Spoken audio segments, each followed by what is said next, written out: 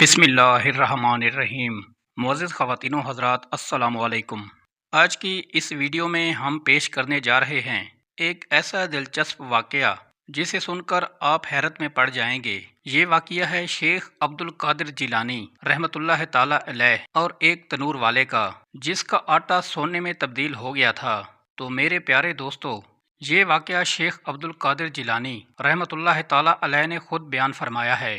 इसीलिए मेरी आपसे मुअद्दबाना गुजारिश है कि इस वीडियो को मुकम्मल तौर पर समझने के लिए वीडियो एंड तक ज़रूर देखिएगा।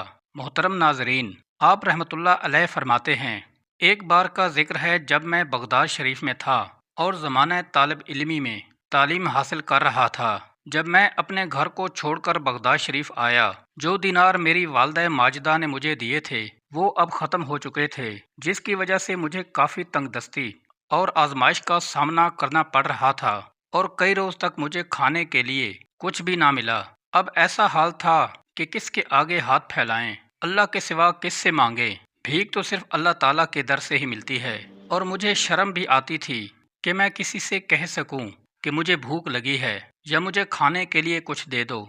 अगर इस वीराने जंगल से कुछ मिल जाता तो ये अल्लाह ताला की जानिब से होता, मगर किसी इंसान के आगे आकर शर्म से सर झुकाना ये मुझे मंजूर ना था और कर्ज तो मैं लेना ही नहीं चाहता था। इस वीराने जंगल में से खाने को कुछ भी नहीं मिल रहा था। हाल ऐसा था कि आंतों में से आवाज़ें आने लगी और अब ऐसी हालत हो चुकी थी, लगता था शायद दम ही निकल जाता। चुनाचे मैंने अल्लाह तबारक व तआला से दुआ मांगी, या अल्लाह तू ही कोई इंतज़ाम कर दे, गैब से मेरी मदद कर दे, गैब से रोटी का इंतज़ाम कर दे। एक दिन भूख की शिद्दत से मैं दरियाए दजला की तरफ गया ताकि वहाँ साग या सब्जी के पत्ते खा सकूं, मगर वहाँ मुझसे पहले बहुत से फुकारा और दरवेश मौजूद थे और अगर कोई भी खाने की चीज़ उनको मिलती तो वहाँ पर रश लग जाता। चुनाचे मैं शहर लौट आया ताकि वहाँ से कोई चीज़ तलाश करूं, लेकिन वहाँ भी कुछ नहीं मिला। बिल आखिर मैं भूख से निडाल होकर मस्जिद के एक कोने में बैठ गया और अल्लाह का जिक्र करता रहा। शिद्दत भूख और प्यास से मेरा सर चकराने लगा और आंखों के सामने अंधेरा छाने लगा। उठना मुश्किल हो गया था। फाका इतना बढ़ गया था कि जिस्म में जान ना बची थी। चुनाचे गैब से एक आवाज़ आई, ऐ अब्दुल कादिर, अब आपसे भूख बर्दाश्त नहीं होगी, उठो और किसी से कर्ज लो, कर्ज लेकर अपने लिए रोटी लाओ।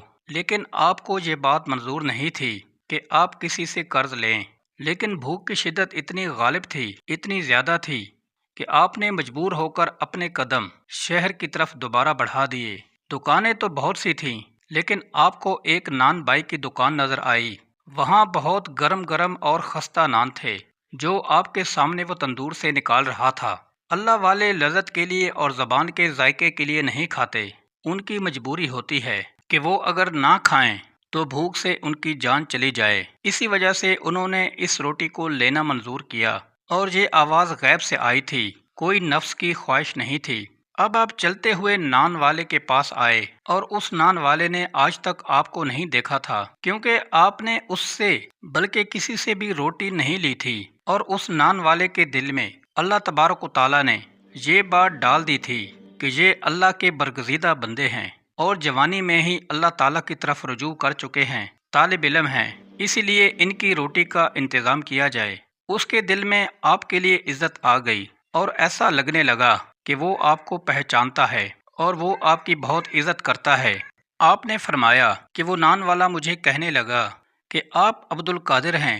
तो मैंने जवाब दिया, हाँ मैं ही अब्दुल कादिर हूँ, वही अब्दुल कादिर जो बगदाद में इल्म हासिल करने आए हैं। तो आपने फरमाया, हाँ मैं वही हूँ। तो उस नान भाई ने कहा, आप क्या लेना चाहते हैं? मैंने कहा, अगर मैं रोज तुमसे एक नान लूँ तो क्या तुम मुझे दोगे? मुझे बहुत भूख है और भूख से पड़ा नहीं जा रहा। नान भाई कहने लगा, अरे अरे आप कैसी बातें करते हैं, ये तो सब आपका है, एक नान तो क्या आप तो पूरी दुकान ले लें, मुझे कोई एतराज नहीं होगा। लेकिन मैंने कहा, मुझे सिर्फ एक ही नान चाहिए और रोजाना मुझे 1 या 1.5 नान दे देना, और इसके बदले जब भी मेरे पास पैसे होंगे तो मैं तुम्हें कर्ज लौटा दूंगा, क्योंकि मैं अपने सर पर कोई कर्ज नहीं रखता।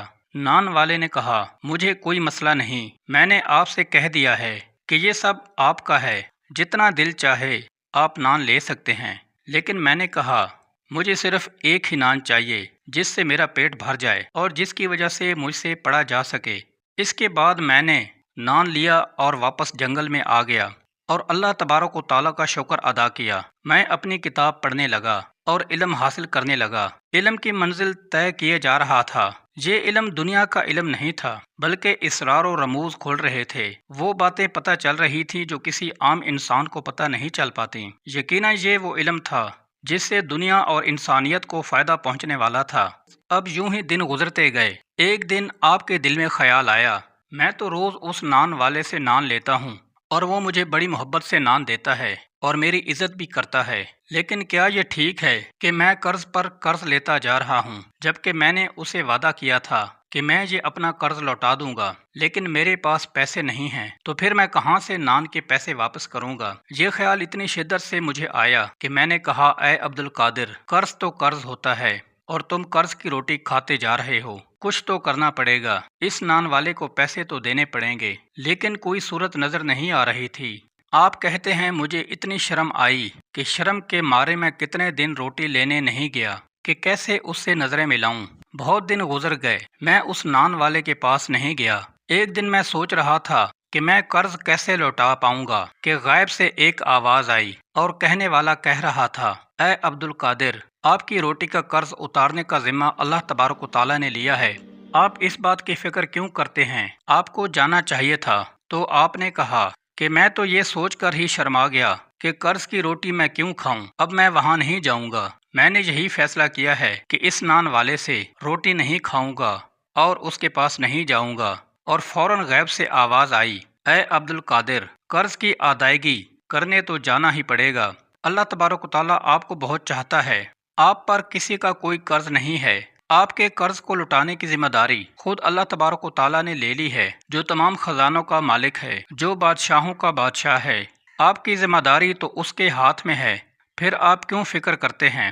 آپ کیوں پریشان ہوتے ہیں؟ آپ نے کہا، میں روٹیوں کا قرض کیسے اتاروں گا؟ تو غیب سے آواز آئی، عبد القادر، آپ اس جگہ پر جاؤ جو ہم آپ کو بتا رہے ہیں، بغیر کسی سے بات چیت کیے وہاں جو بھی چیز ملے اسے اٹھا لینا اور اس سے نان والے کا قرض چکتا کر دینا۔ آپ بتائے ہوئے مقام پر پہنچے۔ وہ جگہ آبادی سے بہت زیادہ دور تھی، وہاں ویرانہ ہی ویرانہ تھا، وہاں کسی کا آنا جانا نہیں تھا۔ میں نے دیکھا دور ایک تھیلا چمک رہا تھا، اس تھیلے کے پاس گیا اور کھول کر دیکھا تو وہ آٹے کا تھیلا تھا، اور کوئی معمولی آٹے کا تھیلا نہیں تھا، بلکہ لگ رہا تھا کہ تازہ آٹا پیس کر تھیلے میں بھرا گیا ہے۔ اور آپ نے فرمایا، میں دل ہی دل میں بہت خوش ہوا اور میرے دل کو اطمینان آ گیا۔ میں نے آٹے کے اس وزنی تھیلے کو اٹھایا اور نان والے کے پاس آ گیا۔